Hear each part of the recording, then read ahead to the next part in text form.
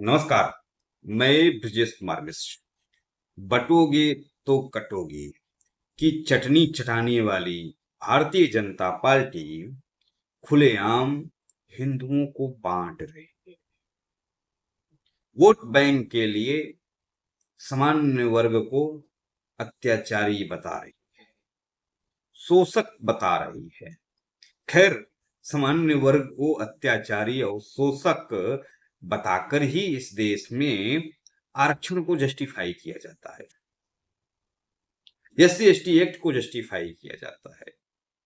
और सामान्य वर्ग के साथ आजादी के बाद से ही अंग्रेजों की तरफ, जैसे अंग्रेज हिंदुस्तानियों के साथ अत्याचार करते थे, उसी प्रकार से हमारे देश की सरकारें, लोकतांत्रिक सरकारें सामान्य वर्ग का और सामान्य वर्ग के युवाओं का शोषण कर रही है, यह कहकर कि सामान्य वर्ग के पूर्वजों ने तथाकथित दलितों और पिछड़ों का शोषण किया है, फर्जी कहानियां गढ़कर।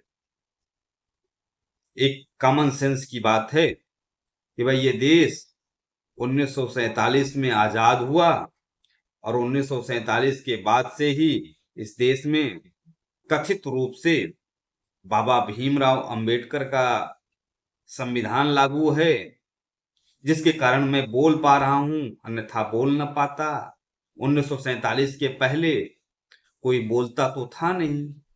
चंद्रशेखर आजाद, भगत सिंह, मंगल पांडे और अनेकों अनेक क्रांतिकारी जिनका आप नाम भी नहीं जानते होंगे, अपने प्राणों की आहुति अगर आज के मक्कार नेताओं की माने तो वो भीमराव अंबेडकर के कारण ही बोल रहे थे, प्रतिकार कर रहे थे, अंग्रेजों का विरोध कर रहे थे, अन्यथा बोल ना पाते। खैर, अंबेडकर का क्या इस राष्ट्र के आजादी में योगदान रहा कि नहीं रहा, उसकी अगर हम सच्चाई बोल देंगे तो बड़ा गड़बड़ हो जाएगा। सत्य मत बोलिए। खैर, हमारे देश का संविधान जो है 19, आर्टिकल 19, वो स्वतंत्रता की अभिव्यक्ति की आजादी देती है, लेकिन गरिमा में आप बोल सकते हो। इतिहास पढ़ाया क्यों जाता है?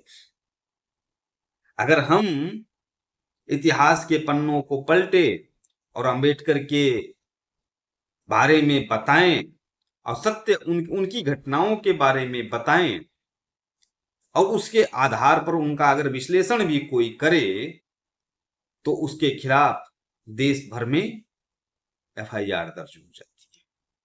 हमारे देश में कुछ लोग ईश्वरीय हो गए हैं। भाई, इस देश में आप रामकृष्ण और क्या कहते हैं अन्य देवी देवताओं को तो धड़ल्ले से गाली दे रहे हैं। वो अंबेडकर के जो अनुयायी हैं वो गाली दे रहे हैं।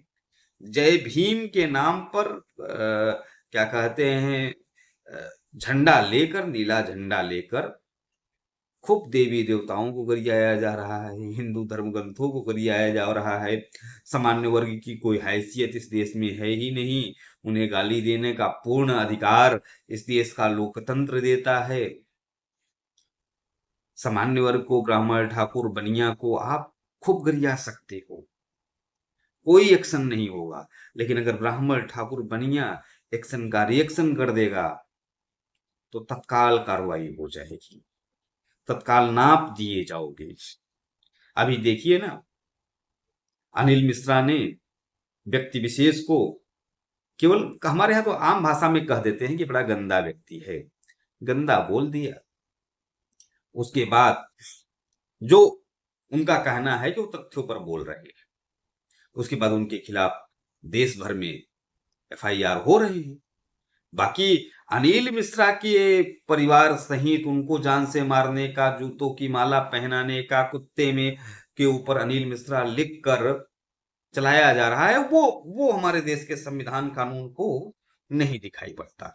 तो आप इसी से देख अंदाजा लगा सकते हैं कि हमारे देश का जो संविधान है, कानून है, स्वतंत्रता की अभिव्यक्ति है, वह कितनी दोगली है।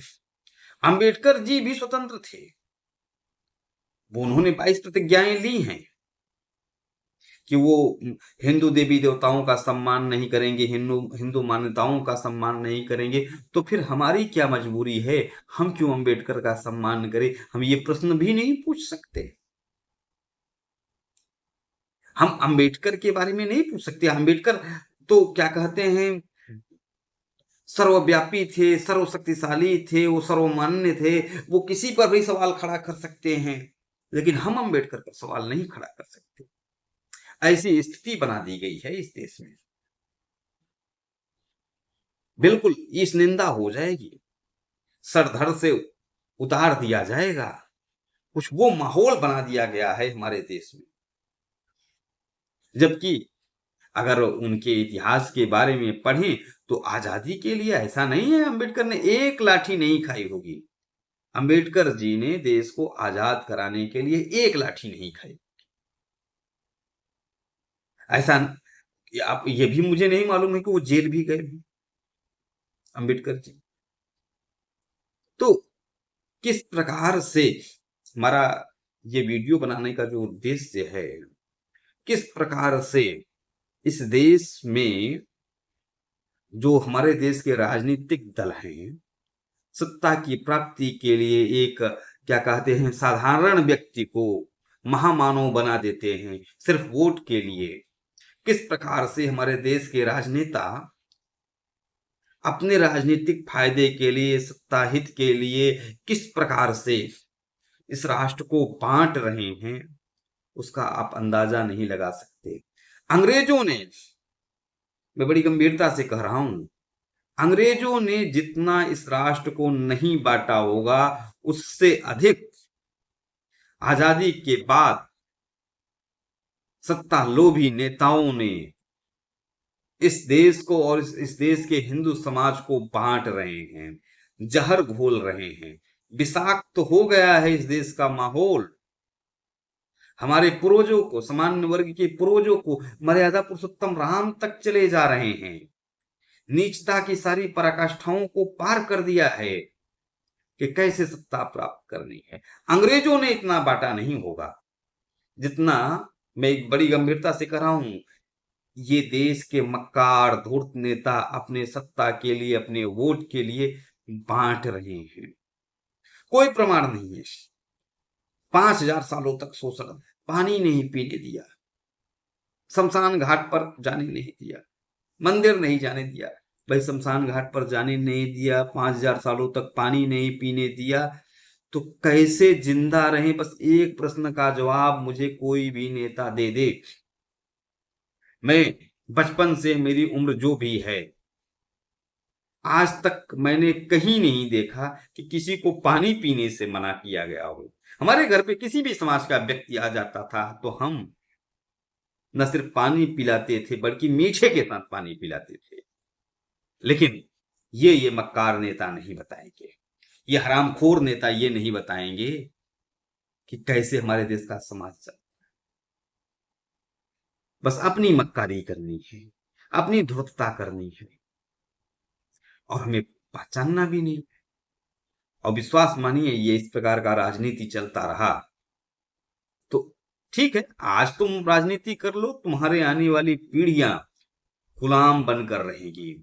और मुझे बता दो कोई, मैं जानना चाहता हूं कि भाई 1947 में यह देश आजाद हुआ और 1947 के बाद इस देश में बाबा साहब का कथित रूप से संविधान लागू है, उनका कानून लागू है, तो सामान्य वर्ग ने कब शोषण कर दिया? और उसके बाद अंग्रेजों का शासन था, मुगलों का शासन था, तो ये सामान्य वर्ग ने कब शोषण कर दिया? तुम्हारे पास तो 800 सालों का डाटा नहीं है। और जिन लोगों ने शोषण किया, अंग्रेजों ने शोषण किया, मुगलों ने शोषण किया, उनका नाम लेने में नानी मर जाती है।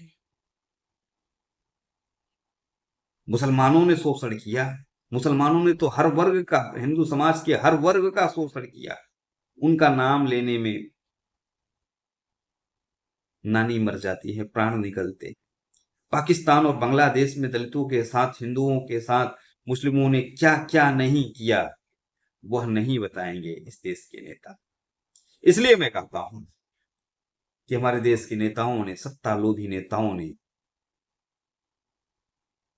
पिछले 75 सालों में जितना इस देश को वोट के लिए बांटा, उतना अंग्रेजों ने नहीं बांटा होगा। धन्यवाद।